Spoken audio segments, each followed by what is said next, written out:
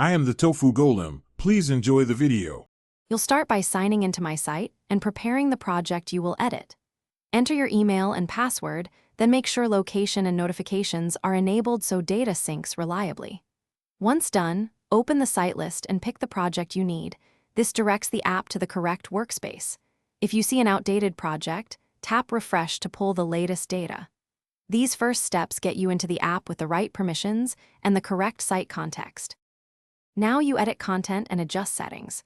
You'll open the page editor, select a block, and use drag handles to reposition elements.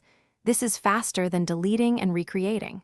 Make content changes, then set the SEO title, meta description, and publish visibility so search engines index properly.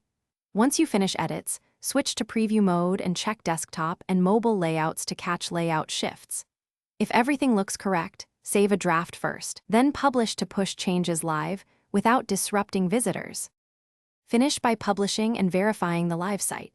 Tap Publish, confirm the domain and deployment options, and watch the progress indicator until complete. After publishing, clear your browser cache or open an incognito window to confirm the live change.